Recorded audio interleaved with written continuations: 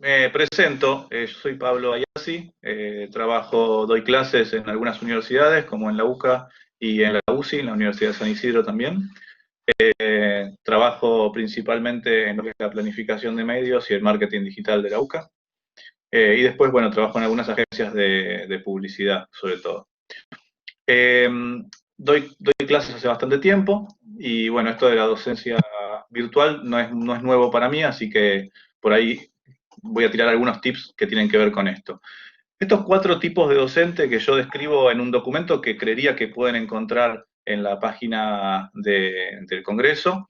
Eh, Bien, arranca por un primer docente, que yo le llamo docente 1.0, por ahí llamarles versiones así a los dos queda medio mal, pero bueno, sépanme entender en ese aspecto, que es un docente y educador, ¿no? Un docente incuestionable. Hay un docente 2.0 con una educación ya más bidireccional, que trabaja entre pares. Podemos hablar de un docente 2.1, una versión más actualizada, donde el docente pone al protagonista al alumno, ¿no? Donde la educación se centra en el alumno, ya mucho más actual. Un docente 2.0, donde el docente trabaja como guía o como tutor, que es algo muy de nuestros tiempos, ¿no? Una persona que impulsa las habilidades y aptitudes del alumno. Y acá vamos a hablar de un docente 4.0, un docente que es inspirador, ¿sí? Que es creativo, que es tecnológico, que es planificador, que estimula la mejora del alumno y también la propia, mediante un montón de herramientas, sobre todo interactivas. Entonces vamos a hablar un poco de eso. Sobre todo para el tema de herramientas interactivas, muy importante el diseño, ¿eh? Y ahí entra en valor lo que es la importancia del diseño, ¿sí? A mí me gusta mucho la frase de John Maeda para describir el diseño, que es como el equilibrio entre lo simple y lo complejo. Y eso es un poco lo que tiene que buscar el docente de estos tiempos, sino no es que tiene que ser un diseñador gráfico, es el diseño como sinónimo de planificación. Entonces, el docente tiene que estar a la altura de las circunstancias. ¿Y cuáles son las circunstancias? Bueno, justamente un alumno de hoy en día que están muy altos, que busca en YouTube un educatuber con 5 millones de visitas y de repente encuentran que lo explica mucho mejor que puedo explicar yo el tema. Entonces, ese alto rendimiento de estándares hace que nosotros como docentes tengamos que tener presente el diseño, la planificación y las herramientas multimediales sobre todo. Acá yo hago, entonces, presento 5 pilares. Son la interactividad, el juego, el video, la personalización y la experiencia de usuario. ¿Sí? Teniendo en cuenta esos 5 pilares, que podemos ver muy brevemente cada uno, creo que son las herramientas esenciales de un docente 4.0. La interactividad como interactividad dentro de la clase y fuera de la clase. Dentro de la clase hablamos de materiales de estudio, incluir video 360, por ejemplo, incluir video interactivo, que existe y se puede usar, incluir juegos. Y también fuera del aula, la interactividad entre los propios participantes, que es muy importante experimentarla continuamente, sobre todo si estamos hablando de educación a distancia. El juego. El juego aumenta la motivación, permite incrementar la dificultad, estimula la competencia, nos permite obtener feedback también. Entonces el juego es muy importante meterlo o utilizarlo como herramienta de trabajo, ¿no? Yo recuerdo, no sé cuántos años tendrán los que están escuchando, pero recuerdo mucho el Carmen Sandiego, que a mí me enseñó todas las capitales de un montón de países. Muchas veces el juego es la mejor forma de aprender. Obviamente no es la respuesta a todos los interrogantes y a todas las clases y a todas las materias, pero es un condimento más que puede ser muy útil. El video como experiencia. El video es una de las experiencias que más puede llegar a recordar un alumno.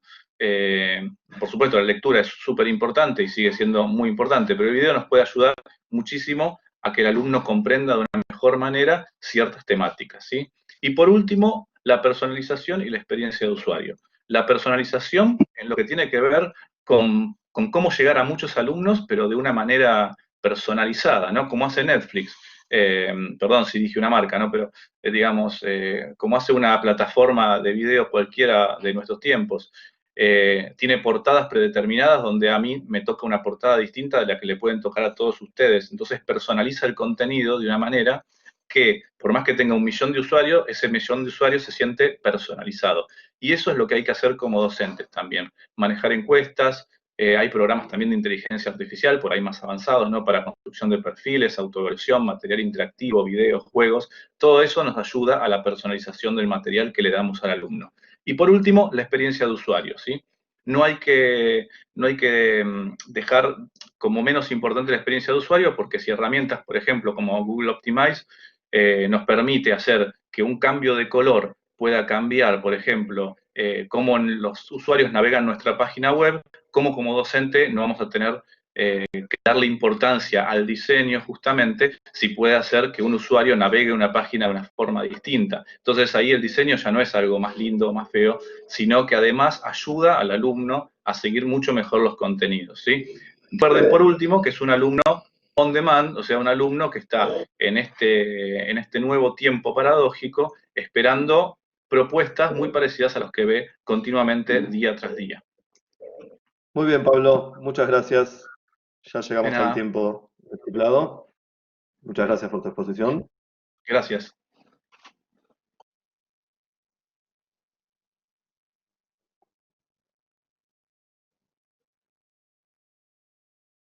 Podemos seguir con Mercedes, ¿estás ahí? Alfredo Flores ¿Seguimos? Pérez. Sí, sí, sí. Con Alfredo Flores Pérez.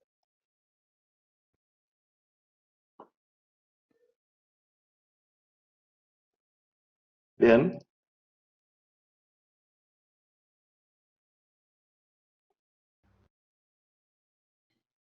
Ahí Hola. está. Alfredo, ¿estás ahí? Hola, Hola, te escuchamos. ¿sí me escuchan? Les comentaba que yo estoy en coautoría con Iván Alejandro Ramírez González. No sé si lo pueden incluir o si hay algún problema y lo expongo yo solo. No, no hay problema. Lo vemos. Cuando Iván, aquí está Iván Alejandro Ramírez. Sí, por favor. Sí, ahí está Perfecto. también. Bárbaro. Ahí están los dos. Muchas Muy gracias. bien. Bueno, minutos para los dos, ¿sí? Es por exposición. Sí, Hola, ¿me Bien, escuchan? te sí. escuchamos. Perfecto. Entonces, 5 minutos, ¿ustedes nos dicen cuándo o empezamos ya? Sí, empiecen ya, yo les aviso. Vale. Bueno, nosotros somos profesores de la Universidad Autónoma Metropolitana de la Unidad Xochimilco. Ambos pertenecemos al Departamento de Tecnología y Producción de la División de Ciencias y Artes para el Diseño. Nosotros somos de Ciudad de México. En nuestra universidad, los académicos somos profesores investigadores. Esto quiere decir que a la par que realizamos docencia, realizamos investigación. En nuestro caso en particular, la investigación la formamos con un grupo interdisciplinario de profesores de diferentes carreras. Nuestra investigación está ligada principalmente a la carrera de arquitectura. Nuestra investigación tiene como nombre el diseño integral en la arquitectura mediante tecnologías computacionales. En esta investigación, como el título lo dice, nosotros estamos desarrollando una propuesta metodológica constantemente en cambio de cómo se puede abordar la enseñanza en nuestra universidad, enfocada principalmente a la arquitectura. Esto es importante entenderlo teniendo en consideración también cómo es el sistema de enseñanza-aprendizaje de nuestra universidad. En la UAM, específicamente en la unidad Xochimilco, manejamos un sistema denominado sistema modular. El sistema modular busca que los alumnos, más allá de depender de que los docentes proporcionen el conocimiento a los estudiantes para que lo memoricen, nosotros lo que hacemos es presentar estrategias de enseñanza-aprendizaje que se dirigen a que los alumnos sean quienes construyen el conocimiento, siendo el papel del docente fungir como guía en la búsqueda y generación de dicho conocimiento. En el sistema tradicional, la constante principal de la fórmula es el docente, mientras que en el sistema modular de la UAM Xochimilco son los alumnos quienes juegan el rol más importante. De esta forma se vuelve un sistema constructivista del conocimiento.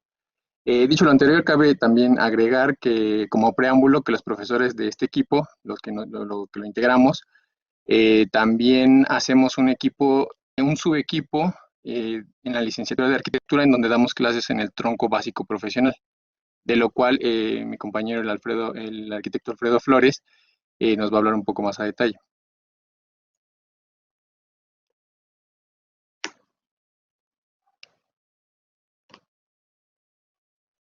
No te escuchamos, Alfredo, tenés deshabilitado el micrófono. Sí, ya, perdón. Ahí va. Es que en este proceso que hemos estado desarrollando de investigación, en donde estamos buscando una metodología un poco diferente, en donde integramos la tecnología, donde integramos también la parte creativa, donde buscamos que el diseño se piense como algo muy integral. Sabemos que actualmente la arquitectura es muy compleja. El análisis de la arquitectura incluye, pues, desde la geografía, incluso cuestiones de biología, hasta la parte científica y tecnológica y técnica que siempre ha recorrido. Entonces, tener todo este conocimiento separado por contenidos de manera, digamos, mucho más tradicional es muy complicado y, bueno, en la UAM Xochimilco tenemos esta idea de que a partir de la investigación y de la formación de los alumnos en donde ellos van a tomar su propia enseñanza y aprendizaje, y los profesores somos una guía, ¿no? Entonces, dentro de todo esto, se busca además agregar lo que actualmente está, digamos, empujando mucho a la educación, que es la parte tecnológica, pero también esta parte social, que nos parece muy importante en nuestros países, principalmente también en México, donde hay la cuestión social y el análisis de la situación es muy importante. Entonces, todo esto lo buscamos hacer en combinación y de manera integral y de manera concurrente, es decir, que todas las disciplinas confluyan en lo que se llama el taller de diseño. Entonces, la idea es que los alumnos vayan formándose una idea a partir de la investigación. En la UAM Xochimilco, una de las bases principales para hacer la modificación de este aprendizaje es mediante la investigación continua, tanto de profesores y también como de los alumnos, ¿no? En esta investigación de la realidad que ellos tienen a partir de un ejercicio que nosotros les mandamos, queremos que ellos vayan creando su propio aprendizaje crítico y de análisis y también de trabajo en equipo. Entonces, bueno, esto es bastante complejo, nos ha costado un poco de trabajo porque estamos ahorita trabajando con los alumnos que están casi entrando a la parte de trabajo de la arquitectura principal, y hay muchas dificultades porque vienen de métodos muy tradicionales de enseñanza. Entonces, cambiar esa situación a una cuestión más participativa es muy complicado. Entonces, ahí es donde estamos modificando todas nuestras metodologías, estamos modificando la manera en que presentamos esta enseñanza concurrente. Estamos trabajando con equipos, formando equipos para los alumnos para que ellos mismos vayan generando su propio conocimiento, y nosotros tratamos de mostrarles un montón de herramientas que van desde una página de internet hasta videos, obviamente presencial, y bueno, esto con esta situación que estamos viviendo se va acentuando un poco más, ¿no? Y creo que se me acabó el tiempo. Sí, así es. Bueno, Sí, perfecto, muy bien. Sara y Muchas Vanina, les toca a ustedes ahora.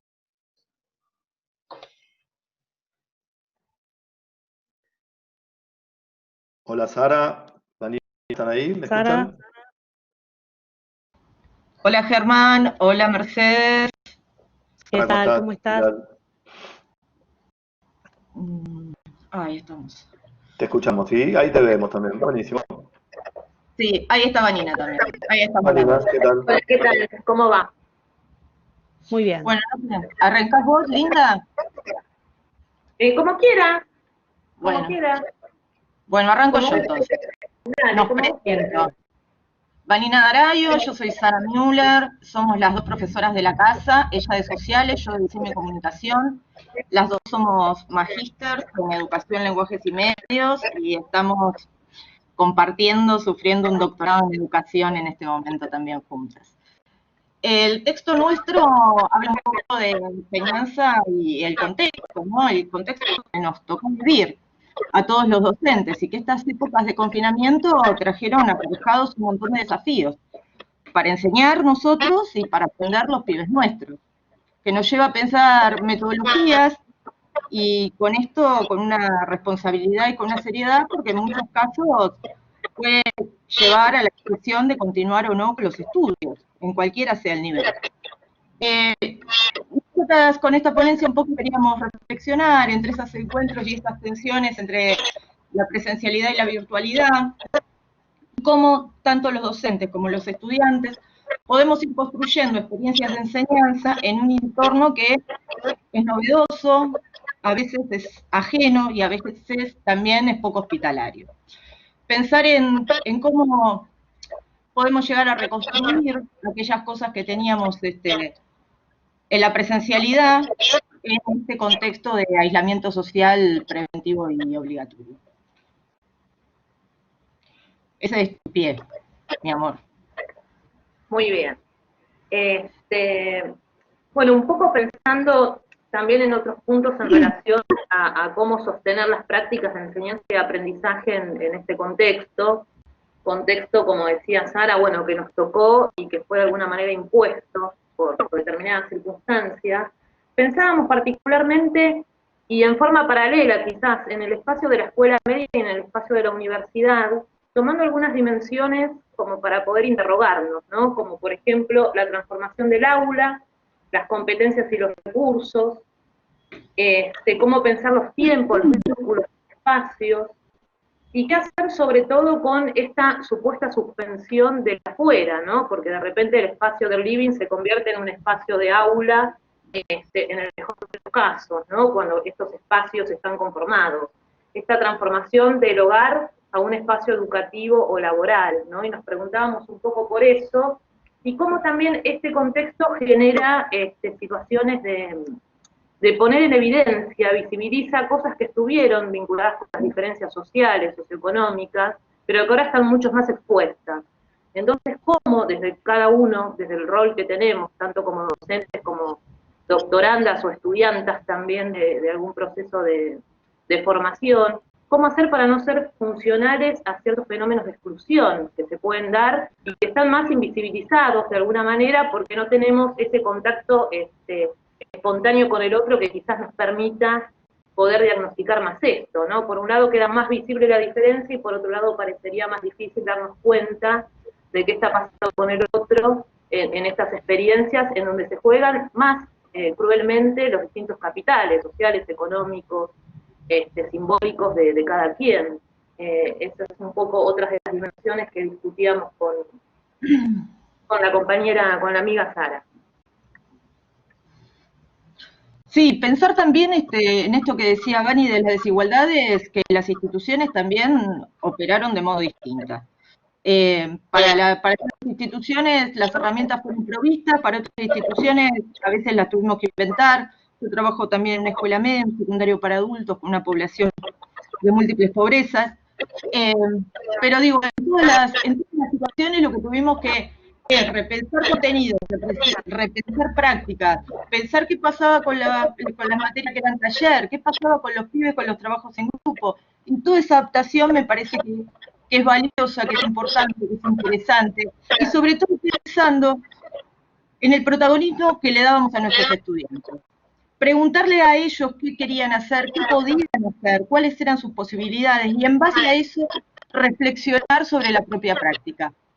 Y de ese es el modo en que el aula pensamos que se podía volver a reconstruir, ¿sí? No dejar de pensar el aula como una comunidad donde se aprende, y entonces cuando se aprende sucede que sí, que hay continuidad, que hay persistencia, donde continúan proyectos educativos, y sobre todo pensar que al reconstruir el aula y al volver a dar estas posibilidades, estas herramientas, lo que seguimos trabajando es en inclusión. Y lo importante un poco me parece que era eso, ¿no? Repensar de cómo no ser funcionales, a seguir creando una brecha, una imposibilidad, sino trabajar como docentes en posibilidad. Muy bien, buenísimo. ¿Llegamos bien con el tiempo? Sí, Perfecto, me parece. perfecto, y redondearon la idea, así que dejamos Muy aquí. bien. Bárbaro, perfecto. Bueno, gracias. Muchas gracias. Gracias a vos. Bueno, sigue Jorge Luis. Jorge Luis, ¿estás por ahí? Sí, hola, buenas tardes. ¿Me escuchan? ¿Me ven? Buenas tardes, te escuchamos. ¿Querés compartir tu cámara? Sí, estoy ya configurando eso. Ahí va, muy bien. Bien, Te allí, escuchamos y te allí vemos. ya se proyecta allí. ¿Sí? Listo, muchas gracias. Bueno, buenas tardes a todos. Mi nombre es Buenas Jorge tardes. Luis Rivas Zurita. Yo soy comunicador social, magíster en comunicación corporativa. Eh, Trabajo como docente de la Corporación Universitaria Minuto de Dios en Colombia, específicamente en el programa Tecnología en Comunicación Gráfica, que es un programa que se dicta en varias sedes del país. Tiene tres componentes específicos de formación, publicidad, comunicación y diseño. Y en lo que a mí respecta, me encargo del área de liderar el área de docentes de comunicación para este mismo programa académico o carrera que es comunicación gráfica. Pues bien, lo que me trae, lo que me trago, el tema que me trae el día de hoy a presentarles, a comentarles, es en torno a un proyecto que hicimos justamente con estudiantes de la asignatura Comunicación Corporativa, que es una de las asignaturas que se cursa en el último semestre de la carrera. El proyecto se llama Gestión de Información Institucional en los estudiantes del programa de Tecnología en Comunicación Gráfica, específicamente la Rectoría Bogotá, sede principal, y esto se hace a través de una estrategia de comunicación interna.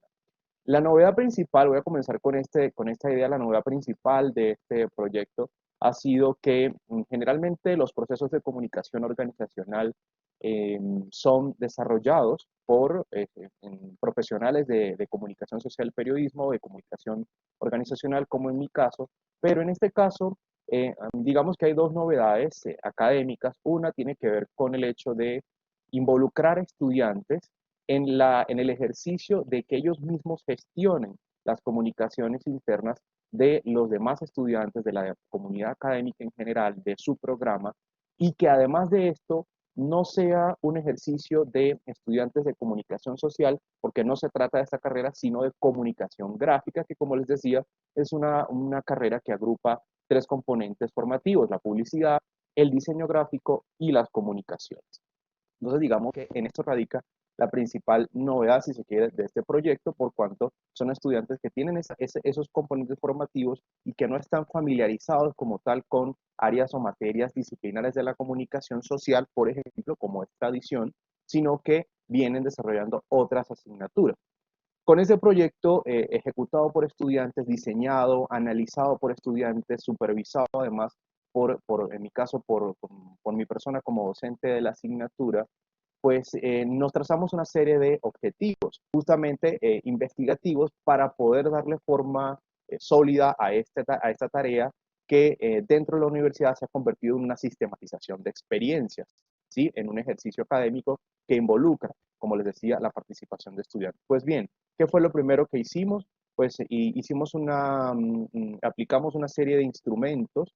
Uno de ellos fue el cuestionario para determinar las preferencias informativas digitales de los estudiantes. ¿Por qué digitales? Porque en la universidad, en Uniminuto, en la Corporación Universitaria Minuto de Dios, pues se promociona el uso de las políticas, dentro de sus políticas se promociona el uso, quise decir, de la comunicación digital como canal oficial, como medio oficial de comunicación o como vía oficial de comunicación. Es decir, se promueve el uso del correo electrónico, de las aulas virtuales, de toda esa serie de canales que dispone la universidad para el desarrollo de una pedagogía virtual. Y obviamente mucho más en estos tiempos que estamos en cuarentena por toda esta situación y que obviamente nos exige mucho más el uso de estas vías. Entonces, por ese lado, determinamos las preferencias informativas, iniciamos el diseño de toda la estrategia de comunicación, nos basamos en unos autores colombianos, en autores específicos que nos guiaron, por ejemplo, respecto al uso de estrategias de comunicación, por ejemplo, para opciones de adelantamiento, de nominamiento, de acompañamiento, estrategias de ritualizamiento, de facilitamiento, de diseño y de acercamiento. Estas series, digamos, estos tipos de estrategias fueron las que combinamos dentro de este esquema empleado por estudiantes. ¿Y qué se derivó de todo esto? Obviamente también contamos con la asesoría de expertos, con la guía, digamos, documental de diferentes fuentes bibliográficas. ¿Y qué fue lo que obtuvimos de todo esto? Obtuvimos que los estudiantes crearan una serie de unidades de comunicación, diseñaran un plan de comunicaciones, desarrollaran esas competencias, analizaran evidentemente todo lo que conlleva diseñar una estructura de comunicaciones y finalmente ejecutaran todo un plan. Pues de esto resultaron diferentes piezas gráficas, resultaron diferentes perfiles en medios, en redes sociales, resultó la creación de una página web, resultó incluso el diseño de manuales de identidad, de manuales de formas de comunicación específica, todo el diseño de una hoja de ruta de trabajo para la elaboración de cualquier producto comunicativo. Y finalmente, pues, esto es un ejercicio, para finalizar, que se enmarca dentro de la praxeología o el enfoque pedagógico praxeológico que promueve la universidad, que tiene que ver con esa transformación de la teoría a la práctica, ese evento en el que el estudiante convierte la práctica en un ejercicio académico para generar experiencias y para resolver situaciones. Muy bien. Jorge Luis, muchas gracias. Muchas gracias. Muchas gracias. Bueno, seguimos con Horacio Rodríguez Juárez, por favor.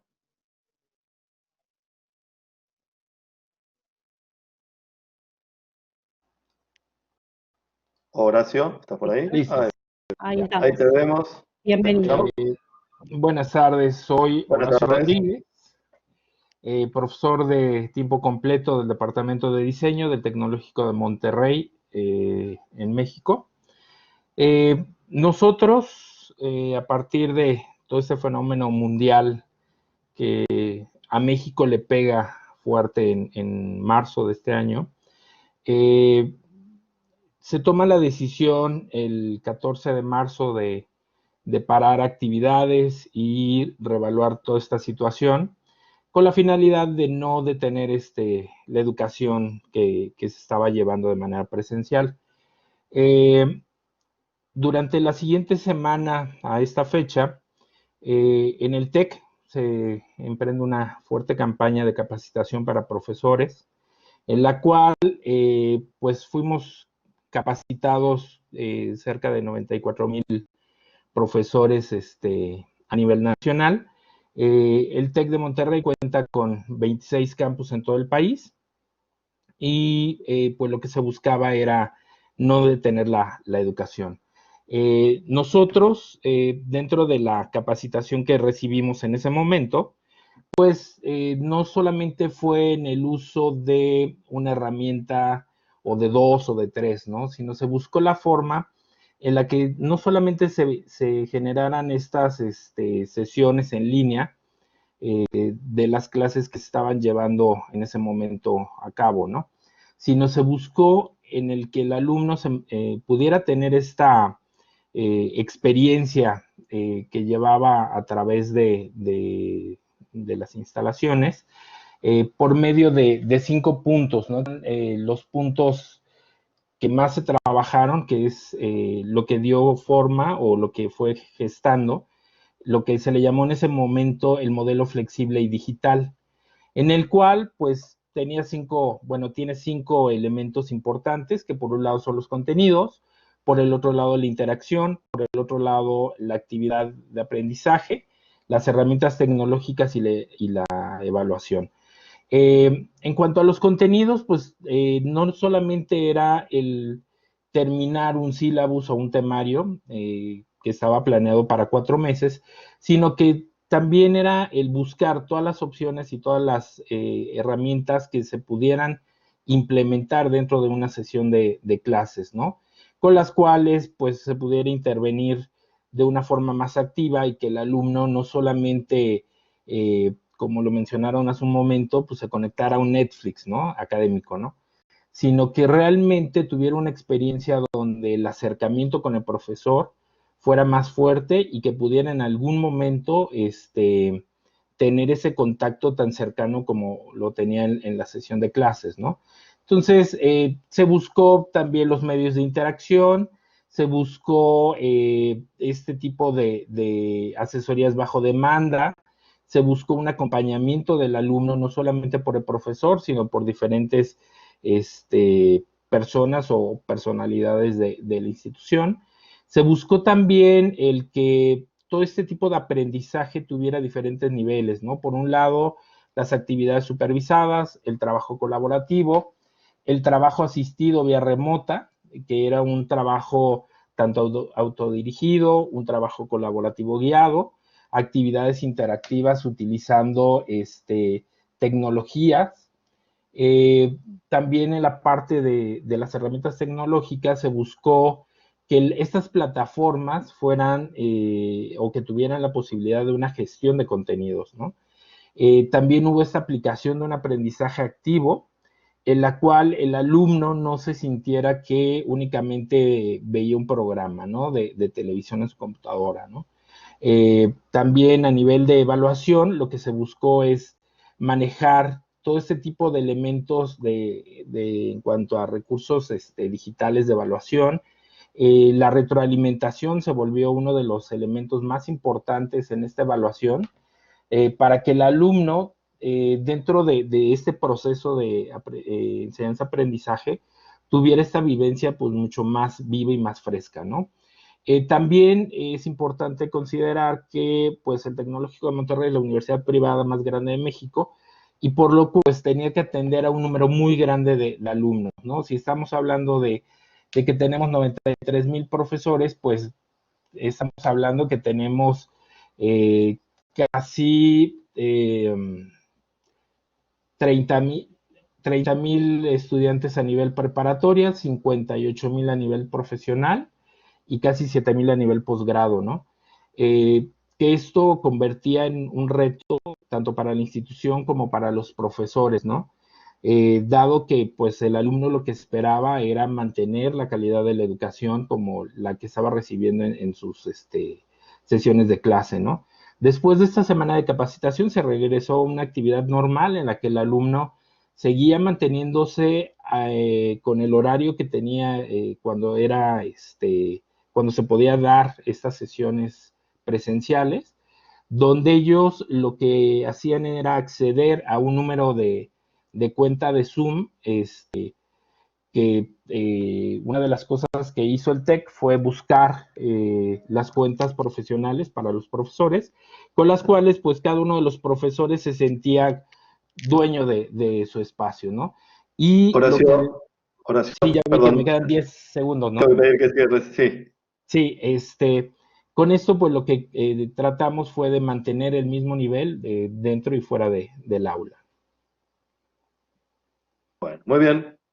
Muchas gracias, Horacio. Gracias. Muchas gracias, Horacio.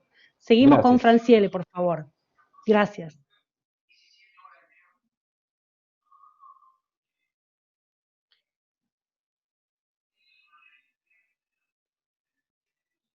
Hola, Está el Franciel. micrófono. No te escuchábamos. Te vemos, pero no te escuchamos.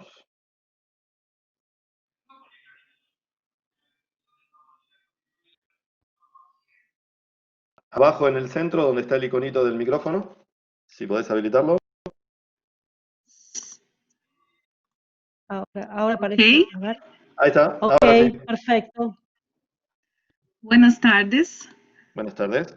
Buenas tardes.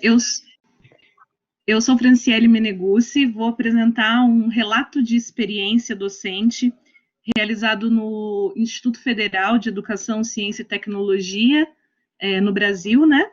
E ele relata uma experiência em que foi utilizada a abordagem de ensino experiencial, onde nós inserimos o tema Matrizes Culturais Brasileiras, o design de superfície e uma técnica de modelagem do vestuário, é um curso de design de moda, e essa técnica ela é bem diferenciada na questão da experimentação, em que o aluno não tem um pleno controle do resultado. Então, você valoriza mais o processo, né, do fazer e refletir sobre o fazer, do que propriamente sobre ter um controle no resultado. Então, é um trabalho interdisciplinar, das disciplinas de arte e cultura brasileira, modelagem do vestuário e também ilustração de moda, onde, além das questões práticas, não é, do design, buscou-se trazer também temas como cultura, cidadania, pluralidade cultural. Para isso, o tema que foi utilizado foram as matrizes culturais brasileiras, do sociólogo Darcy Ribeiro, para que os alunos refletissem sobre a mestiçagem, a diversidade na formação do nosso povo e como pode ser uma fonte rica de pesquisa para intervenções em tecidos, né? Quando eu falo de superfícies têxteis, estou falando da face exterior dos produtos de moda, né? E que aí vão propiciar diversas formas de experimentação do material para posteriormente aplicar numa forma corporal. Então, a base teórica é a base de aprendizagem experiencial do Kolbe, de 1984, trabalhando os processos de experimentar, refletir, conceituar, aplicar e compartilhar as informações. O primeiro processo desse trabalho com os alunos foi a conscientização teórica, a sensibilização teórica. Então, todos assistiram a um documentário que se chama O Povo Brasileiro, do Darcy Ribeiro. Cada estudante ficou responsável pelo estudo em profundidade de uma matriz, e aí vamos ter matriz Tupi, Brasil Sertanejo, uma série de matrizes, né, matriz afro, estudaram em profundidade para buscar referências estéticas que pudessem auxiliar no desenvolvimento desses tecidos, né? Depois estudaram sobre o desenho de superfícies, o design de superfícies, né? Que tipo de intervenções, de manipulações com cores, com materiais, aviamentos, costuras poderiam trabalhar nesse material, e posteriormente construíram os produtos.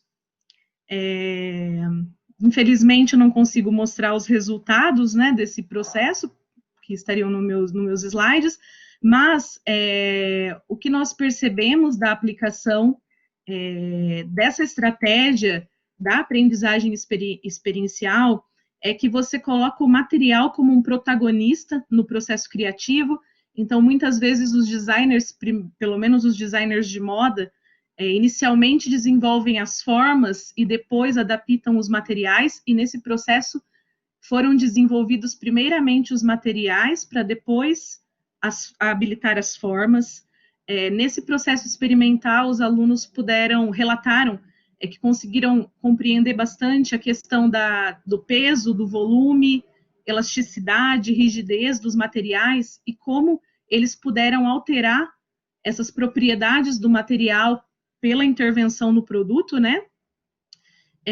Também relataram como bastante positivo o processo de reflexão coletiva sobre o projeto. Todos os trabalhos foram feitos em tecido de algodão cru e os resultados foram mais de 20 trabalhos, cada um muito diferente do outro. Então, eles conseguiram perceber como o designer pode interferir no material e transformar um material simples num material diferente e complexo, né? E, de uma forma mais ampla, conseguiram perceber como as nossas referências culturais africanas, europeias, indígenas, são uma fonte muito rica para o design e podem ser uma fonte de inspiração tanto estética quanto técnica para trabalhar, então, estampas, bordados, aviamentos nesses materiais. Muy bien, Franciel, ya llegamos a los 5 minutos. Muchas gracias. Gracias. Gracias.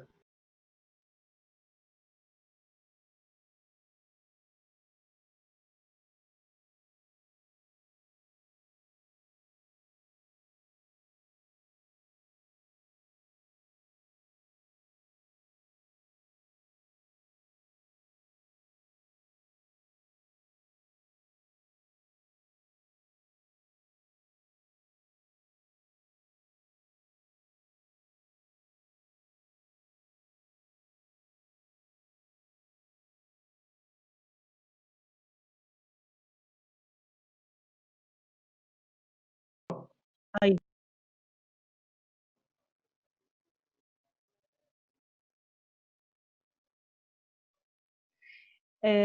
Daniel Martínez Molques, que hizo la consulta, esta es la comisión A22, ¿sí? Ustedes son de la comisión A17, tienen que fijarse el horario, por favor. Siguen entonces María Pía Esteve Corena y Laura Novoa, por favor.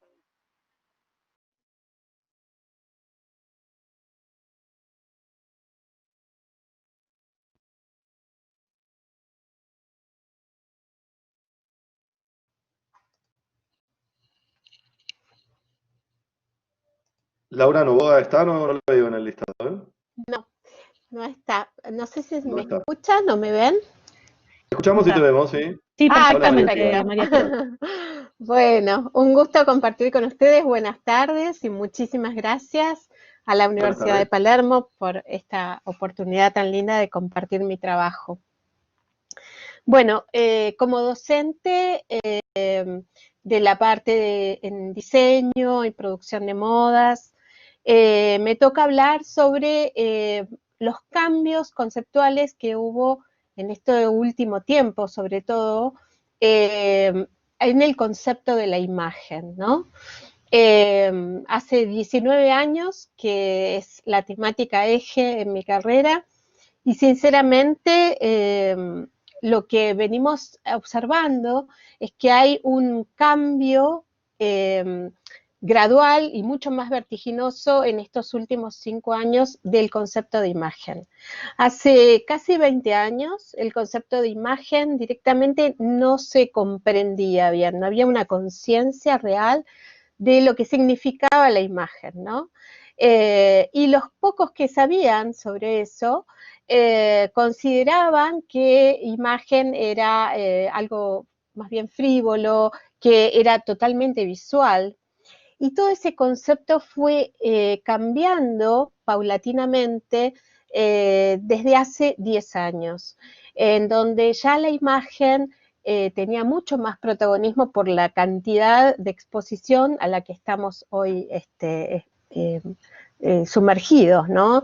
Entonces, este cambio de imagen hoy en día pasó a ser de una comunicación, el concepto de imagen como comunicador, a una percepción. Todos nos hemos visto frente a cámaras últimamente, todos estamos expuestos a que se nos haga una captura de la pantalla o se comparta nuestra imagen y también que nos escuchen a través de los podcasts. Entonces, este concepto de imagen ha virado a un concepto global 360 íntegro de la imagen, que va mucho más de la mano con la realidad que estamos atravesando. Y también hay algunas variables que se incluyen de este nuevo concepto, que es fundamental que podamos comunicarlo en las aulas, porque estamos formando futuros profesionales que van a requerir de este cambio conceptual para poder generar nuevas creaciones. Uno de las variables es la resiliencia a la cual nos hemos expuesto, estamos todos expuestos, y a cómo reinventarnos a través de nuestra imagen, qué es lo que queremos comunicar, qué es lo que queremos transmitir con nuestra voz, con nuestras...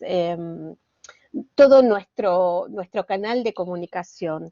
Y en otro orden de cosas, otra cosa interesante también para rescatar acá, es la integración de las neurociencias aplicadas a esta imagen.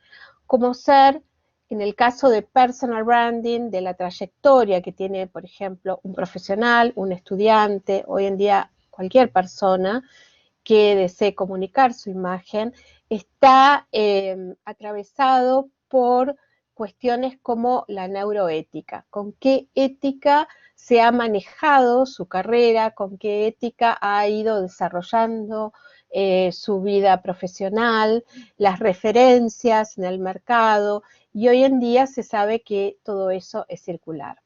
Entonces, este concepto evidentemente en el término de 19, 20 años ha cambiado sustancialmente Y en estos 5 años, un poco empujado también mucho más por el tema de la pandemia, muchísimo más. Entonces es importantísimo que podamos trabajar desde las aulas todo este cambio tan abrupto que apareció en la sociedad y en los requerimientos del mercado también. Por mi parte, creo que estoy en tiempo, ¿no? No me quería pasar. Sí, perfecto. Antes de tiempo, muy bien calculado. Bueno, Gracias. gracias a ustedes. Bueno, gracias, buenas tardes.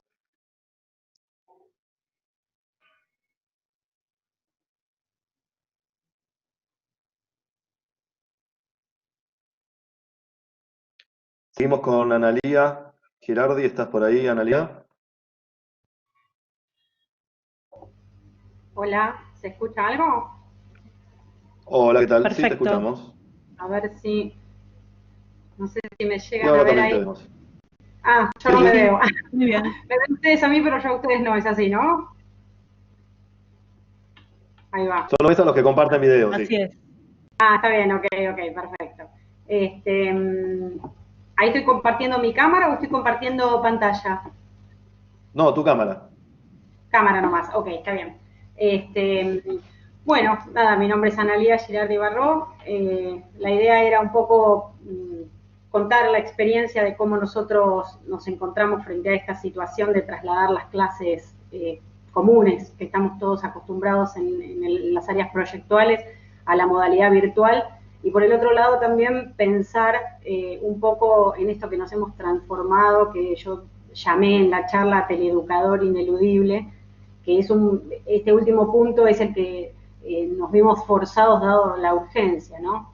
Entonces, mi idea era analizar un poco los pros y los contras, o los aspectos beneficiosos o desfavorables de esta situación, y destacar que frente a este hecho de mudar las clases a este nuevo formato, tanto los docentes como los alumnos nos encontramos como en situaciones dispares, ¿no? Creo que ya se nombró varias veces, pero lo que quería remarcar es el hecho de que hay varias situaciones que escapan a nuestro control en esta situación y que, si bien los cursos a distancia existen desde hace mucho tiempo, digamos, el hecho de que existe el curso a distancia es un tipo de teletrabajo. Nosotros en ergonomía laboral sobre todo, el teletrabajo tiene varias características que lo definen.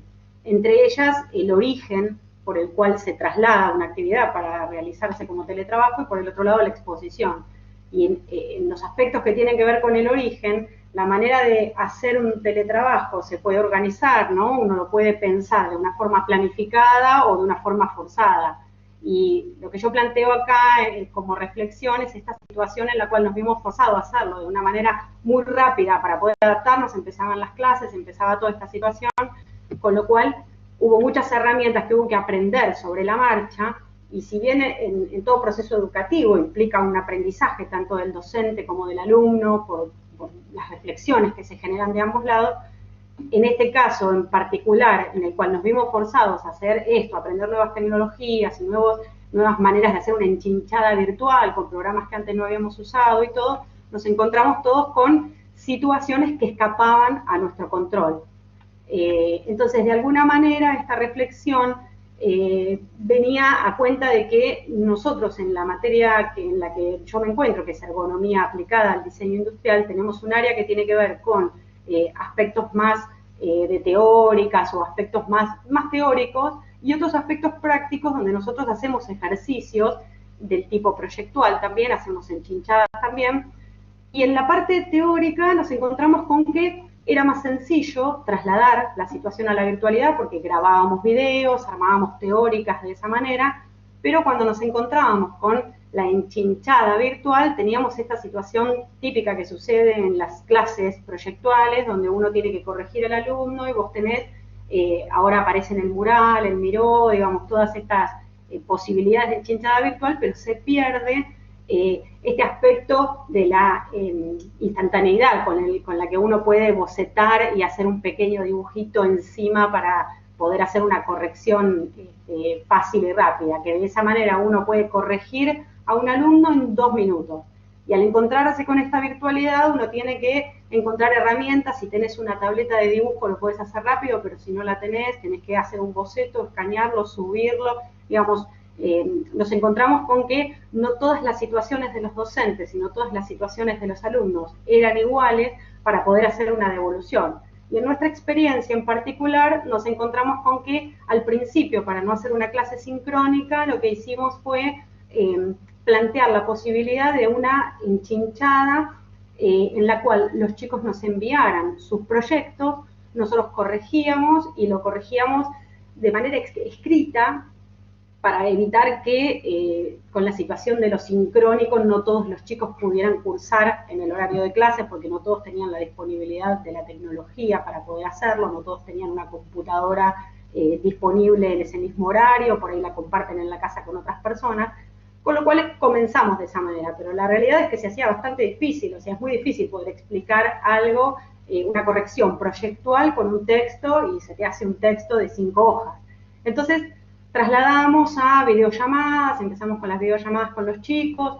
Otro sistema que implementamos fue, que yo ahora corrí la computadora, pero generalmente la tengo mi compu girada así frente a un monitor, y lo que hacemos muchas veces es colocar un acrílico sobre la pantalla, mostramos la imagen del proyecto del chico y redibujamos encima. Digamos, uno se las va rebuscando de distintas maneras, y en este proceso de ir aprendiendo sobre nuevas maneras de hacer una corrección o una enchinchada virtual con los alumnos, uno va descubriendo que todos los días incluso siguen apareciendo constantemente nuevas herramientas que hay que seguir aprendiendo. Ahora aparecieron el chat espacial, que es en el cual uno puede moverse dentro del aula, y si estás cerca de un grupo podés escuchar lo que están diciendo, si te alejás ves otras cosas, o te mueves dentro de un espacio con otras características, y así todos los días vamos viendo que estas situaciones van cambiando.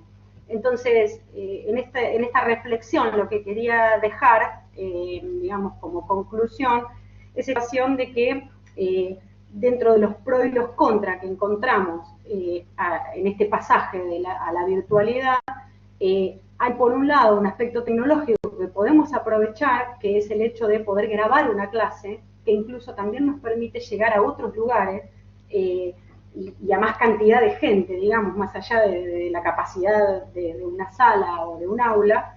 Y por el otro lado, la contra de que la tecnología avanza tan rápido que no terminamos nunca de acostumbrarnos a un nuevo sistema, que ya están apareciendo nuevos y que los chicos también van planteando nuevos. Entonces hay que estar mucho más rápido, ¿no?, que antes. Antes uno por ahí tenía una herramienta, la adquiría, la trabajaba y durante un tiempo te duraba. Y ahora en esta situación aparecen cada vez más rápido. Ahí va, cerramos el cerramos. concepto. Buenísimo. Bueno, muchas gracias, Analía. Buenas tardes. Gracias. Muy bien, gracias. Seguimos con Carlos Soto Mancipe, por favor. Ahí estamos. Carlos, ¿estás ahí? Sí, muy buenas tardes. ¿Qué tal? Buenas tardes. ¿Ya me ven? No. No, aún no. Espérate ya, dame un segundo.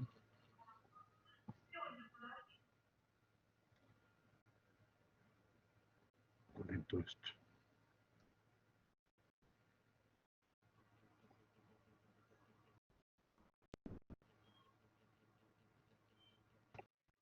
Estás con problemas de conexión, Carlos, por lo que observo acá en el monitor. Sí, eso veo. Si tenés algún dispositivo quizás que puedas desconectar, que no estés utilizando. No. Estoy tratando.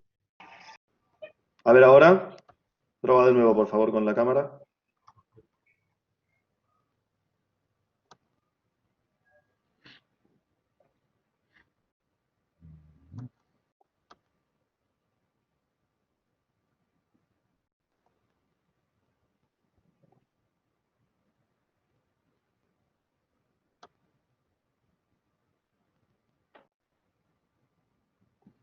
No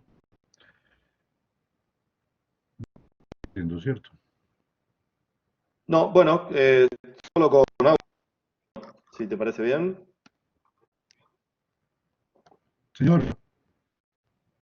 Si se te escucha bien, sí. sí, sí, sí. Bueno, Empezamos. muy bien, ¿quieres comenzar? Sí, no sé qué pasa con la cámara, pero bueno. Mi nombre es Carlos Soto, soy director de la Escuela de Artes MITEC en Bogotá y básicamente eh, pues, trabaja sobre el problema de la en este momento, fundamentalmente el trabajo de los docentes, lo que ha tenido que cambiar y un poco en la misma línea de lo que acaba de decir Analía, sobre el trabajo que nos tocó hacer. Cuando de uno a otro tuvimos que enviar a los docentes y los estudiantes Carlos, te escucha muy entrecortado. a continuar. Lástima.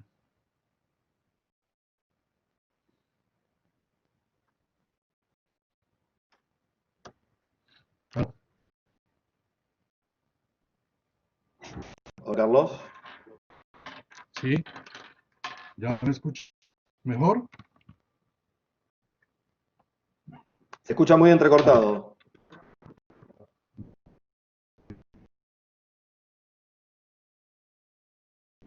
Aló, ¿ya? No, no te escuchamos bien.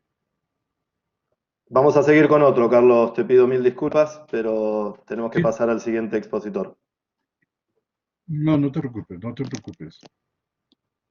Mientras tanto, podés fijarte si podemos cambiar de dispositivo, Carlos, o probar con auriculares. A veces eso Sí, no hay también problema. mejora la calidad del sonido, ¿sí? Seguimos mientras se soluciona esto con Paul Peralta, por favor.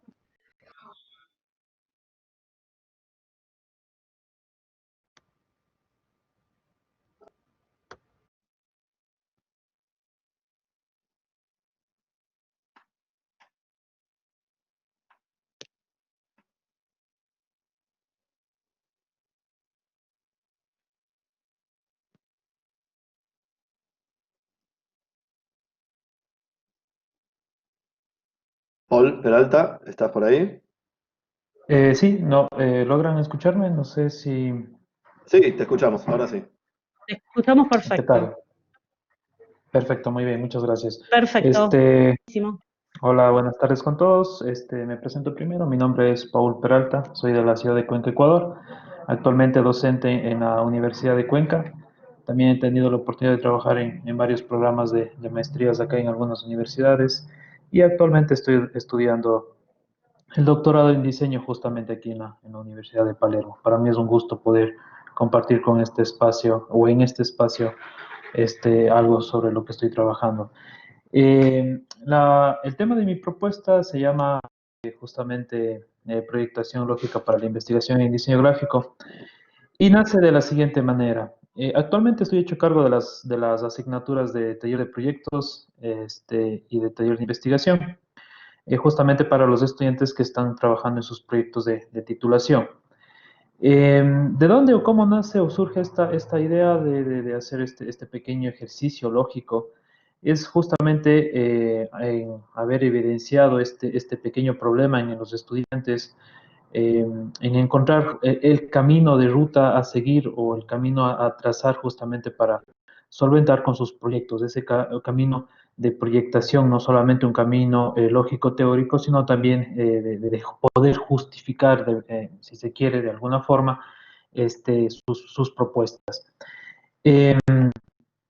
Este camino o estos problemas que se pudo justamente evidenciar dentro del alcance de la enseñanza de estas dos asignaturas, justamente en la Facultad de Artes en la universidad que actualmente estoy trabajando, hay varios debates, tanto en el intercambio de experiencias como para la planificación de estos modelos educativos. Por lo tanto, lo que se intenta con esta propuesta, con este escrito, es trazar un cuadro de coherencia lógica para la elección de la metodología, pero que sobre todo que con este cuadro lo que se intenta es, o lo que se intenta lograr es que en él mismo se pueda representar un lugar de encuentro y confluencia de las perspectivas teóricas, no solamente planteado por los estudiantes en los temas que van acordes a sus experiencias, necesidades o intereses académicos, sino también al acompañamiento que debe tener, en este caso, el docente. Esto nace una vez que, de hecho, muchos de ustedes podrán compartirlo con este pensamiento,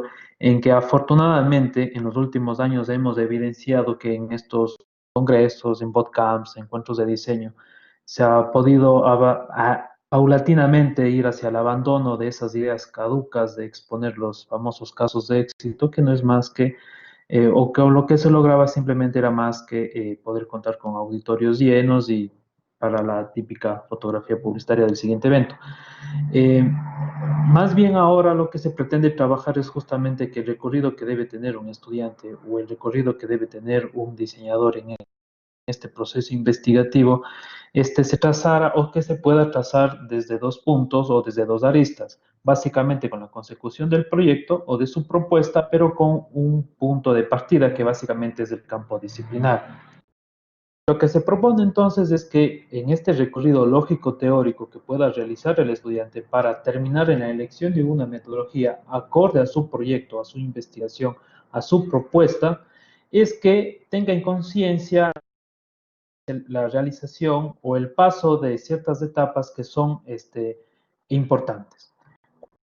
Serían entonces lo que se propone, primero es que dentro de lo que se establece el recorrido desde un punto A a un punto, es decir, desde la definición por intereses, gustos personales y demás del campo disciplinar del diseño hacia la propuesta para solventar una problemática identificada o previamente definida, se debe primero al diseño poner en diálogo con disciplinas que pueden ser ajenas o afines, pero lo más importante que de estas disciplinas ajenas o afines deben emerger las categorías conceptuales para que pueda existir una validación constante a través de sus fuentes y datos.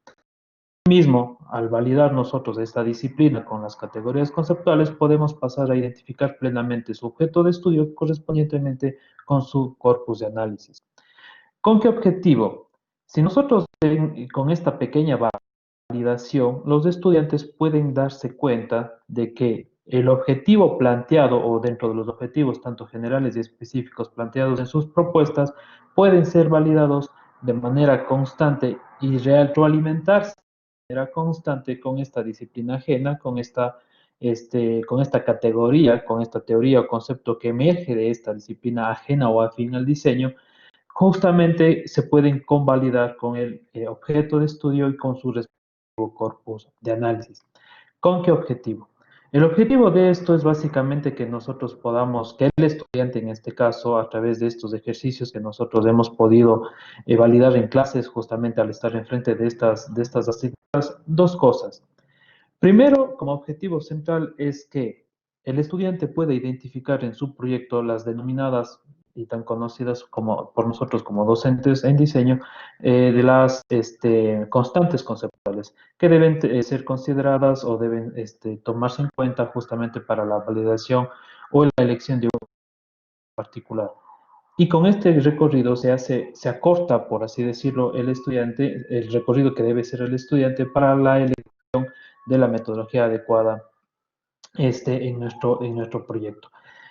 Para resumir, en honor al tiempo, para finalizar a manera de conclusión, lo que se ha podido o lo que se ha logrado hacer con este pequeño recorrido, digamos, con esta pequeña prueba a manera empírica con estos estudiantes de nuestros grupos, ha sido y se ha evidenciado que justamente el recorrido ha sido en primera instancia menor al que habitualmente se tendría planificado dentro de los sílabos académicos de la institución para la cual actualmente estoy trabajando, y segundo, lo más importante, que tiene mucha más coherencia, tiene mucho más sentido justificativo a la hora de presentar los proyectos de titulación por parte de los estudiantes a las instancias justamente para su previa aprobación. Esto es en rasgos generales sobre lo que se está trabajando en esta propuesta. Muchísimas gracias con todos. Muchísimas Muy bien, gracias. Paul. Muchas gracias. Buenas tardes. Muchas Paul gracias. también. Muchas gracias. Seguimos entonces Seguimos ahora con con Jimena Ximena. Torres Rodríguez. Buenas tardes. Ahí estamos. Buenas tardes. No sé si la frase del 2020, ¿me escuchan? ¿Me ven? Sí, te escuchamos y te Perfecto. vemos. Bien, buenas tardes. Mi nombre es Jimena Torres, yo soy publicista, trabajo actualmente con la Universidad Jorge Tadeo Lozano, soy profesor asociado en comisión en la ciudad de Cartagena de Indias, en la costa caribe del continente. En la seccional Caribe tenemos varias particularidades gracias a al tipo de estudiantes que tenemos y el número de estudiantes que tenemos. Por eso tenemos un laboratorio pedagógico en el que confluyen diferentes estrategias, entre ellas una que se llama proyectos o clases hibridadas. ¿En qué consiste esto? Consiste básicamente en que hay dos tipos de asignaturas que confluyen en un mismo horario, en un mismo momento, a la misma hora, los mismos días. Pero son dos estudiantes diferentes, son dos tipos de estudiantes que están en semestres diferentes. Unos están en unos semestres más abajo y otros están en unos niveles superiores. Eso quiere decir que las competencias que ellos han adquirido en ese momento son diferentes y deben recibir una formación debido a la clase que reciben. Ese es digamos que ese es el reto a que nosotros nos estamos enfrentando. Al mismo tiempo tenemos en la seccional un aula que se llama una in-house, que es una agencia de publicidad, debería funcionar como una agencia de publicidad normal, pero digamos que para otras instituciones la in-house funciona como un espacio en el que el estudiante va a hacer una práctica si él decide hacerlo. Para nosotros la in-house es un lugar donde los estudiantes sí o sí deben usarla para aprender las competencias en publicidad. Entonces teníamos esos dos escenarios, unas clases hibridadas y teníamos un espacio que digamos que necesita estudiantes para la práctica. Entonces, cuando me llega este reto a mis manos, siendo profesora de la seccional, logro entender que había que unir estos dos espacios, privilegiando lo que todo el tiempo estamos hablando sobre los estudiantes, que es privilegiar la experiencia, ¿no? Entonces, hablamos de aprendizaje basado en competencias, aprendizaje basado en problemas, hablamos de flipped classroom, hablo de muchas otras técnicas, pero digamos, no privilegiamos mucho la experiencia del estudiante dentro de nuestras aulas. Entonces, en ese sentido, nuestra in-house dejó de convertirse en un aula llamada por un número o por un módulo en especial y se convirtió en una in-house y todo el mundo la conoce como la ICI. ¿Cómo funciona esa in-house? Resulta que como tenemos dos tipos de estudiantes con diferentes competencias, entonces los más chiquitos se comportan como un equipo creativo, o sea, funciona como una agencia, y los que están en un nivel superior se comportan como líderes de esos grupos creativos, es decir, son directores creativos o son planners o son ejecutivos, obviamente hablando de la disciplina en publicidad. Tenemos la metodología, o digamos que en la in-house tratamos de manejar la metodología de siempre trabajar con clientes reales, es decir, no trabajamos bajo supuestos académicos o no trabajamos con clientes inventados, sino trabajamos siempre con clientes de nuestra región. Entonces, hasta el momento hemos tenido fundaciones, hemos tenido empresas que se dedican a la comercialización de ropa, hemos tenido estos gubernamentales de la ciudad de Cartagena, y ha sido una experiencia bien interesante porque los chicos han puesto en práctica el conocimiento que adquieren dentro de la práctica de la clase, cada uno dentro de sus áreas específicas, pero al mismo tiempo han visto que su producción sale a la calle y además es vista por la gente y es real, es decir, no es un supuesto, sino que además sale pautado en los medios de comunicación.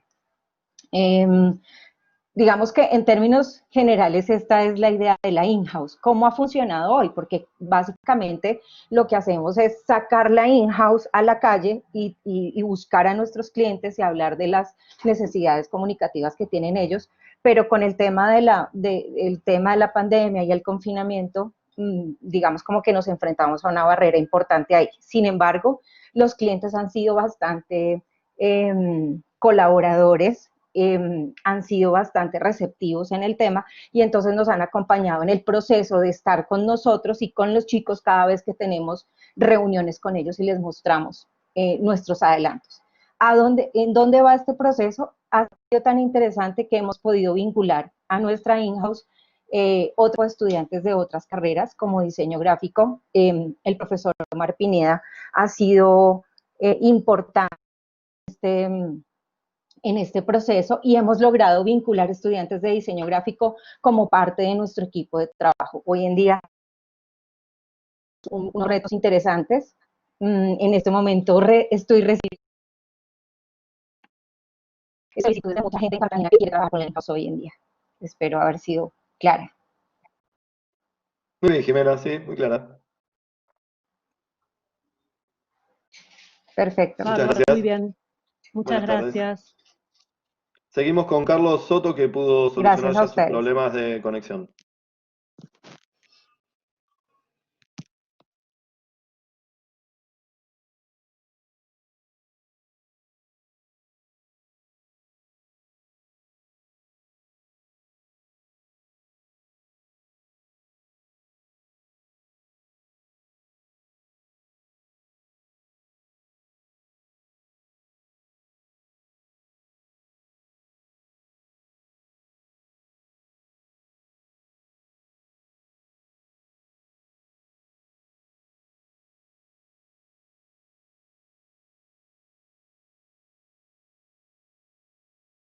Sí, muy buenas tardes. Ahora sí me escuchan, ¿cierto? Perfecto, te escuchamos. No te vemos, pero te escuchamos. Bueno, no importa, no importa. Precisamente esa es parte de lo que yo iba a comentar. Los problemas que tenemos durante esta crisis, que son pues impredecibles. Este es precisamente uno de los problemas en donde a los docentes nos ha tocado reflexionar y cambiar un poco nuestra manera de hacer y de trabajar. Una primera cosa importante de todo este trabajo y de toda esta situación tan increíble que nos ha tocado vivir, pues es pensar que nos adentramos en un mundo bastante complejo en donde nos vimos invadidos en nuestros hogares, en nuestras casas, con la universidad y con la presencia de los estudiantes, de los compañeros, de los mismos profesores y aquellos que somos administrativos, pues de todo el trabajo administrativo de nuestro quehacer diario. Dentro de todo esto, pues fue bastante complicado y ha sido bastante complicado este aprendizaje porque esto pues todavía en la mayoría de nuestros países sigue, pero a nivel de la labor docente, pues una cosa muy importante que nos deja como aprendizaje, pues es la autonomía y la responsabilidad que han adquirido todos los estudiantes y el trabajo de recursividad que nos ha tocado hacer a nosotros como profesores, especialmente en los talleres presenciales que se tuvieron que convertir naturalmente en talleres virtuales y en donde tuvimos que ser absolutamente recursivos para poder darles unas correcciones y una retroalimentación de la mejor manera a nuestros estudiantes. Uno de los mayores problemas fue haber enviado a estudiantes y docentes para su casa en esta cuarentena sin saber exactamente qué recursos tecnológicos y qué recursos de conectividad tienen, y sabemos que ese es uno de los factores más preocupantes en la mayoría de los países de nuestro continente. De esta manera tenemos un nuevo docente con una capacidad de adaptación supremamente importante, no solamente a estas nuevas tecnologías, sino a tratar de tener una cantidad muy grande de recursos para poderle dar a nuestros estudiantes la mejor calidad de formación en medio de una crisis tan absolutamente preocupante y tan abrumadora como la que nos ha tocado tener.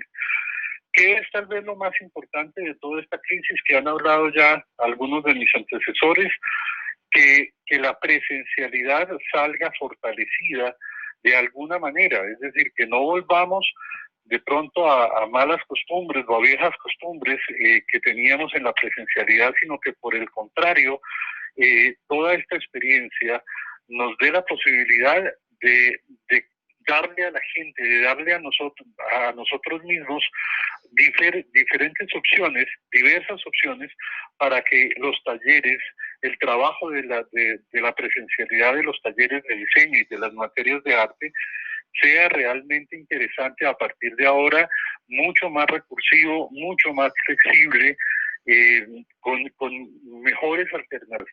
Creo que esa es una de las metas que deberíamos tener en medio de toda esta crisis tan absoluta y tan grande, y que nosotros podamos, desde la presencialidad, recurrir a todos los elementos virtuales, a todas las herramientas virtuales, para que esa presencialidad realmente salga fortalecida. Y de toda esta crisis, naturalmente, salgamos con algunos aprendizajes, no solamente a nivel pedagógico, sino a nivel de la vida misma, que podamos tener la posibilidad de mirar el mundo y la vida de otra manera.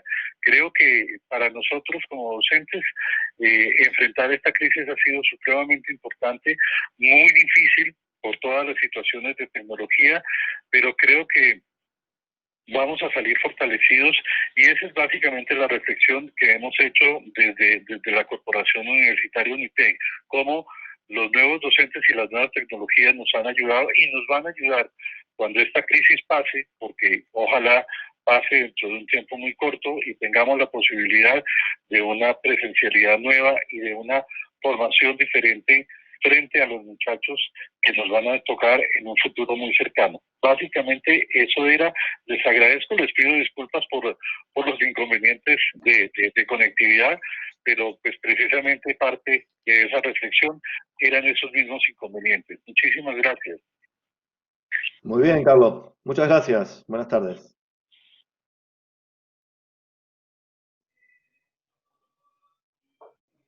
Muchas gracias, profesor. Entonces vamos ahora con el último expositor, que es Daniel Martínez Molques, por favor. Y es que está... Sí, perfecto. Sí, buenas Hola, tardes. Daniel, ¿Me escuchan? Sí, bien, gracias. ¿Me escuchan? Te escuchamos y te vemos. Muy bien. Entonces, voy a iniciar. Buenas tardes a todos. Voy a exponer brevemente el proceso de conceptualización que se realizó durante el proyecto de diseño del corregimiento de Palermo, Colombia, desde un enfoque de acción reflexiva con la comunidad y su aporte en los procesos de enseñanza y aprendizaje en el diseño. Se llevó a cabo por un grupo interdisciplinar de profesores de la Universidad Piloto de Colombia, conformados por Celina Forero, del programa de Ingeniería de Mercado, Jorge González, de Diseño de Espacios y Escenarios, y Carlos Vargas, y quien presenta, Daniel Martínez, del programa de Diseño Gráfico. Los profesores se encuentran acompañándome. El proyecto parte de un modelo institucional denominado MAIP, que quiere decir Modelo Alternativo de Inclusión e Innovación Productiva. Este modelo busca impulsar territorios por medio del trabajo conjunto de investigadores y pobladores a través de componentes y metodologías que se aplican en diferentes territorios a nivel nacional. En esa medida, desde el 2018 se inició la aplicación del modelo en el municipio de Paipa, específicamente en el corregimiento de Palermo. En Colombia, el término de municipio hace alusión a una división territorial administrativa y corregimiento a una subdivisión del área rural. Palermo tiene aproximadamente 3.000 habitantes que se encuentran en su mayoría en una zona rural y se les conoce como palermanos. Una vez nos encontramos en Palermo, comenzamos a trabajar con la comunidad y desarrollar la metodología. Pero si el MAIP nos propone promocionar el lugar, la comunidad parecía apuntar a otros requerimientos previos que eran importantes tener en cuenta antes de la aplicación del MAIP. Es por esta razón que tuvimos que hacer un alto en el camino y posibilitar una reflexión metodológica que permitiera comprender las necesidades situadas y cuestionar sobre la responsabilidad del diseño y la ingeniería de mercados con la comunidad. Para ello buscamos la metodología del MAIP entrará, si se quiere, en conflicto, en tensión, en diálogo, con una propuesta investigativa y conceptual desde la acción reflexiva, la cual propone un proceso de reflexión como anticipación a la acción, que es la apuesta de enseñanza y aprendizaje que llevamos a cabo en los programas de diseño de la Universidad Piloto de Colombia. Entonces, entendemos por reflexión un pensamiento que permite revisar de manera crítica algo para comprenderlo y buscar nuevas opciones de encuadre desde el marco de actuación disciplinar. Y por acción, como un acto de identificar problemas situados con la participación de la comunidad para propiciar estados de cambio. Ahora, la acción invita a un proceso iterativo en el que constantemente se reencuadra el problema y su posible solución. En cada ir y venir de la iteración se recogen insumos que conforman la propuesta conceptual, así que la formulación y estructuración del concepto como marco proyectivo y principio de materialización de la propuesta de diseño obedece a una trama constante que se efectúa entre la reflexión y la acción. Brevemente voy a hacer mención a cómo fueron esos procesos iterativos y voy a mencionar también cómo eso nos aportó en los procesos de formación. Entonces, el primer insumo lo relacionamos con territorio, se vinculaba justamente a tratar de entender esas problemáticas situadas. En un segundo momento, tratábamos de revisar esos acuerdos que necesitaban o que necesitaban en el contexto, debido a que había un fenómeno de migración juvenil campesina y un desarraigo territorial. En un tercer giro, digamos, de la iteración, comenzamos a comprender que esos desencuentros territoriales se dan justamente porque no compartían los significados, en este caso, digamos, patrimoniales. Y se generó una apuesta de, en la medida que lo conocían, podrían, digamos, sentir un arraigo por el territorio. En la siguiente instancia, pues nos preguntábamos dónde estaban esos significados patrimoniales y veíamos que se encontraban justamente en la memoria de sus pobladores, específicamente en los adultos mayores. O sea que era importante acceder, digamos, a esos significados. Y en otra instancia, lo que veíamos era cómo nos preguntamos cómo almacenar y conservar los significados de los elementos patrimoniales para que no fueran olvidados. Y gracias, digamos, a una relación teórica empírica, nos dábamos cuenta que se encontraban justamente en esquemas narrativos, que la narración permitía justamente incentivar el encuentro poblacional y sus diversos significados en torno a los elementos patrimoniales. Ahora, la iteración propuso reenfocar el proyecto y estructurar el concepto de diseño, que como se planteó, nace y se desarrolla durante los ires y venires entre la reflexión y la acción. El concepto se encuentra entre comprender la situación analizada y la proyección de la propuesta de diseño, por tanto, mediante la comprensión y la proposición. El concepto que nosotros formulamos lo denominamos desdoblamiento simbólico, lo cual entendimos como una acción que descubre en la memoria colectiva significados de los elementos patrimoniales de un territorio para propiciar acuerdos desde esquemas narrativos. Ahora bien, todo este proceso que hicimos los profesores, ¿qué nos aportó en nuestro trabajo de aula? Entonces, número uno, entrar al proyecto desde las necesidades situadas y no desde las preconcepciones metodológicas u objetivos que no han sido consensuados con la comunidad. Número dos, esa entrada también debe tener un marco disciplinar, o sea, un marco desde el diseño. Número tres, propiciar la flexibilización metodológica, no tanto en instancias rigurosas, sino que permita justamente procesos de iteración para reencuadrar constantemente el proyecto. Entendemos también como el concepto como aquel elemento base para materializar la propuesta de diseño y centrar la acción de diseño en los habitantes. Muy bien, Daniel. Eso sería, digamos, a grosso modo. Muchísimas gracias. Muchas gracias. Buenas tardes. Buenas tardes. Muchas gracias, Daniel.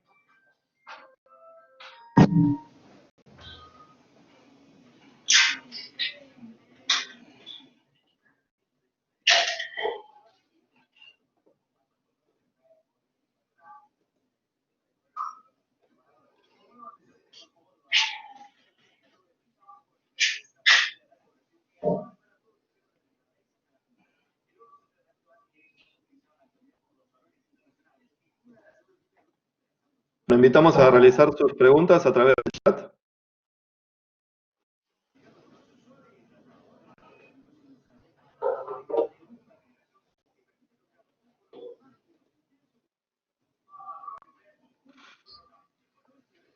Se han quedado todos muy callados. Se ve que... Ah, acá tenemos...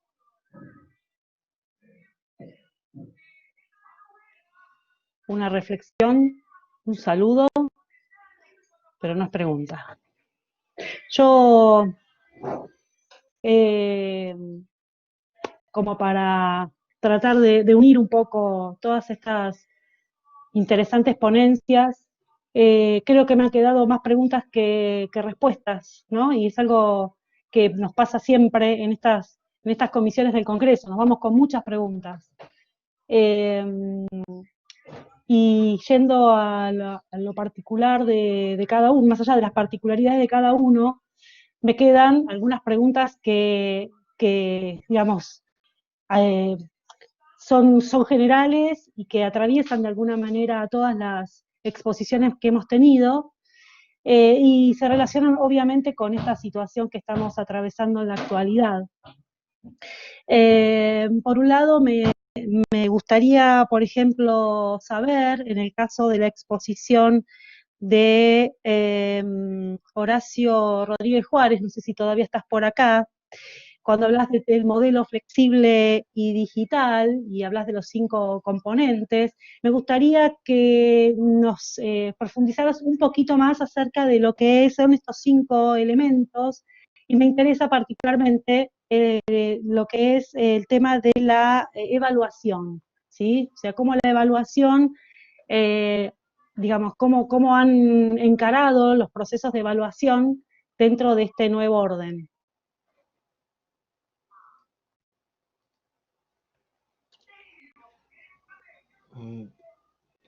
Sí, ya me veo, ¿verdad? Y me escucho. Bueno, esa parte de la evaluación ha tenido mucho que ver con lo que viene siendo el desarrollo del modelo educativo que tiene el TEC. Por un lado, tenemos ahorita corriendo todavía 2 modelos, uno que está por salir y uno que iniciamos el año pasado, que está basado en competencias. Entonces, toda esta evaluación, digamos que se ha convertido en una parte donde las evidencias que el alumno pueda mostrar o generar, en el caso de competencias, pues demuestra un poco, o demuestra, mejor dicho, el proceso de aprendizaje, ¿no? En el caso de los modelos del modelo tradicional que tenemos, por llamarlo así, digamos que las entregas se mantuvieron en el mismo nivel. Aquí, digamos que el elemento clave fue esta retroalimentación, que dentro de la aplicación de una nota, pues viene una retroalimentación que confirma y que reafirma ese aprendizaje que tuvo el alumno, ¿no? Una de las cosas que los profesores hemos tenido a lo largo de los últimos 3 años es llevar a cabo toda una capacitación en diferentes técnicas didácticas, así como diferentes manejo de evaluaciones. Entonces, lo que se busca actualmente no es solamente el entregarle una nota al alumno, sino entregarle el porqué basado en una rúbrica o en una lista de cotejo. Perfecto. O en elementos muy puntuales que el alumno tiene que cumplir y con sus niveles de aprendizaje, ¿no? Bueno, muchas gracias sí. por tu respuesta. No, al contrario. Germán, hay unas preguntas acá para el profesor Soto, no sé si lo estás leyendo. Sí, estaba viendo, pero salió Soto, ¿eh? ¿Salió? Se me había ido en un momento, ¿sí? Sí, no está. Bueno, y hay otra pregunta luego que dice, para aquellos docentes a ver, de ahí proyectuales... volvió. ¿Volvió? Está en la lista. A ver si nos escucha. Carlos Soto está por ahí. A ver En si la nos lista escucha. está ahora. Porque antes había salido. A ver si lo podemos llamar. Yo también anoté varias cosas de lo que él dijo.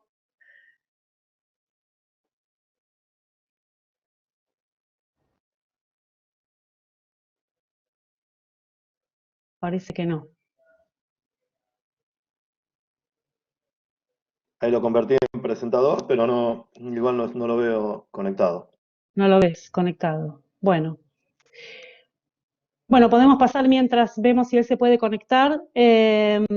Acá Cecilia, que nos pide, para los docentes de materias proyectuales, que tuvieron que migrar de emergencia a la virtualidad, alguna experiencia concreta, y tanto del uso de determinadas plataformas, cuáles son esas plataformas y alguna metodología en particular que hayan aplicado.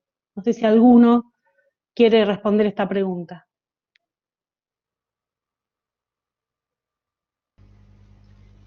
Hola, ¿se escucha ahí? Sí, perfecto. Bueno, yo puedo contar un poco la que usamos nosotros, que es la que nombré. Perfecto. Hay, digamos, varias plataformas que se están usando ahora. Una es una que se llama Miro, otra se llama Mural. Yo no sé si se puede compartir pantalla para que las puedan ver como son, como para que se den una idea. No sé si es posible eso. No se puede. No se puede, bueno.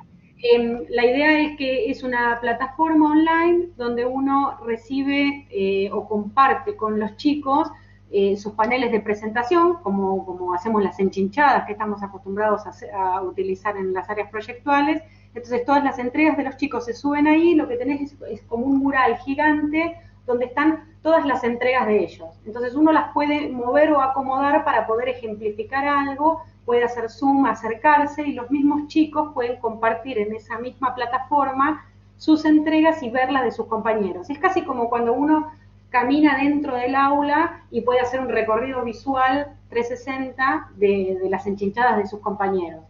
Y la otra que nombré en un momento es una que se llama, que es chat espacial, que la diferencia que tiene con esta otra es que es como cuando uno hace una llamada, pero en vez de hacer una videollamada y ver cómo nos estamos viendo ahora, ¿no? Los cuadraditos así, estamos fijos y estáticos en un lugar, lo que tenés es la posibilidad de moverte y recorrer un determinado espacio, y si vos estás con un grupo de personas que están en el chat cerca tuyo, te escuchás con esas personas, y el grupo de personas que está lejos no las escuchás. Entonces se puede diagramar un aula entera por comisiones, y los grupos pueden trabajar con sus docentes por comisiones. Analía, perdón, te preguntan acá si podés compartir en el chat los links de estas plataformas que estás comentando, por favor. Cuando termines de contestar, podés compartirlos en el chat general, así lo pueden ver todos. Listo, perfecto. Gracias. Bueno, dale.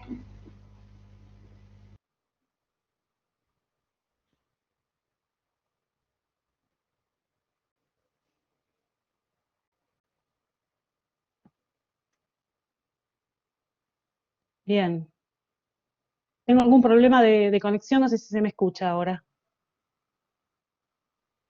Sí, se te escucha y se te ve bien, sí. ¿Sí? Perfecto, perfecto. Sí, porque va y viene la conexión. Bueno, veo que está Carlos por ahí. Está, pero figura que no tiene buena conexión. Debe Que ser no el tiene buena mismo problema que tenía conexión. antes. ¿Hay Claro. alguien más que quisiera compartir alguna experiencia en relación a esto que hablábamos recién? Sí, hola. Hola.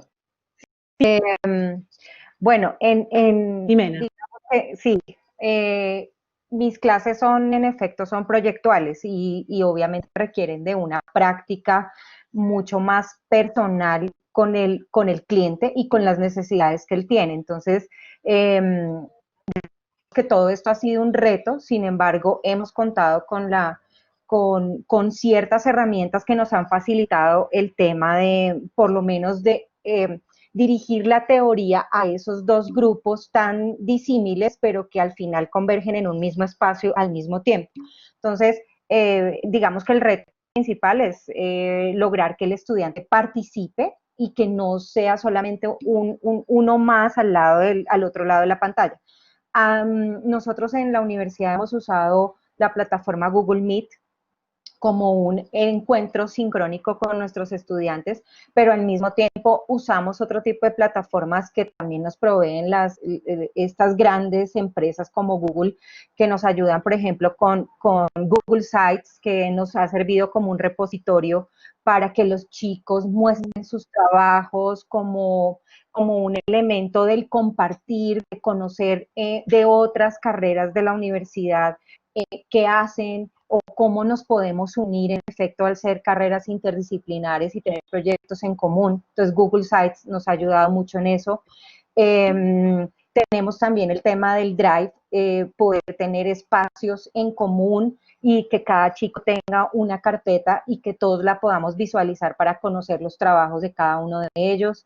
Tenemos también otro tipo de plataformas como las que ofrece Google, que son Jamboard o Miro, y bueno, la plataforma en sí de la universidad, que es una plataforma tipo Moodle o tipo Blackboard, que nos ayuda también a condensar toda la práctica conceptual de la conceptual y teórica de las clases, pero que al mismo tiempo también nos provee como esa plataforma del poder compartir un video, compartir los textos, ¿no? O la bibliografía, o incluso que la biblioteca se haga también presente en este tema de la virtualidad.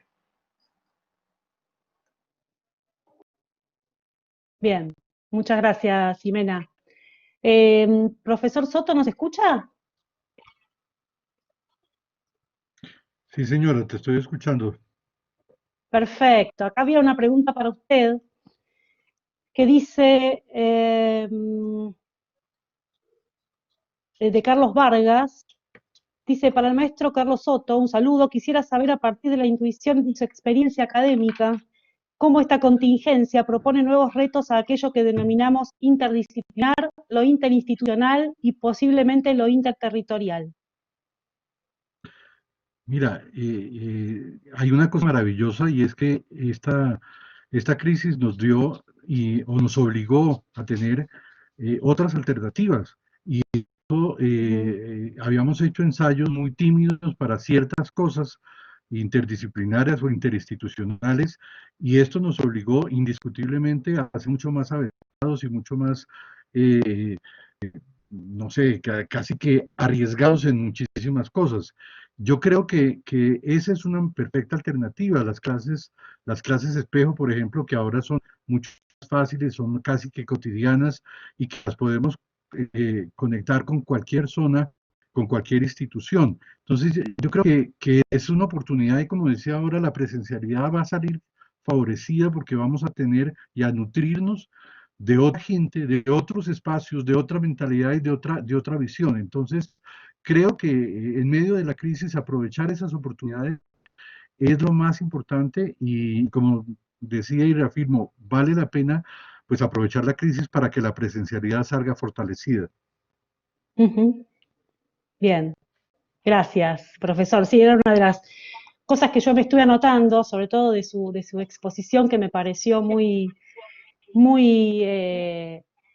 por un lado muy clara, pero a su vez me generó muchas preguntas, ¿no? Como esto, bueno, ¿qué va a pasar cuando esto pase, ¿no? ¿Cómo saldremos de esto y cómo esto que usted propone de cómo esto puede fortalecer a la presencialidad realmente sea así, ¿no? Que todos podamos, con el apoyo, por supuesto, de las instituciones donde trabajamos, poder sacar este provecho del que usted habla, ¿no? Eso me parece muy interesante, muy importante, ¿no? Y bueno, primero también realizar toda una evaluación de cómo este proceso que estamos viviendo, bueno, qué resultados ha dado, ¿no?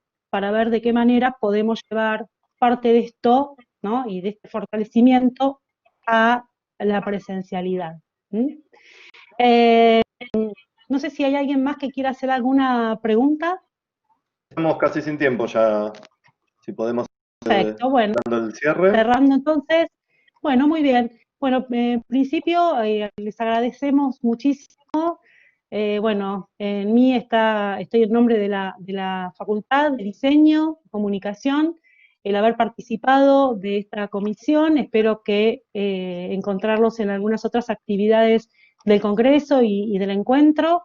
Así que nos estaremos viendo y cualquier duda, cualquier cosa que quieran saber, se pueden comunicar con los organizadores del Congreso. Me imagino que por ahí estuve en el chat viendo que muchos les gustaría tener a lo mejor el material de lo que se habló, ¿no? Un poco más extenso de este poco tiempo que a veces tenemos para exponer, ¿sí? Así que cualquier cosa estamos a disposición. Muchísimas gracias a todos y les mandamos un saludo desde la universidad. Gracias a todos, muy buenas tardes, los invito Los invito a la siguiente comisión. La siguiente comisión, que es Relaciones entre Diseño, Arte y Artesanía, comienza a continuación. Les recordamos que todas las comisiones de la semana se graban y van a estar subidas en nuestro sitio web a partir de agosto.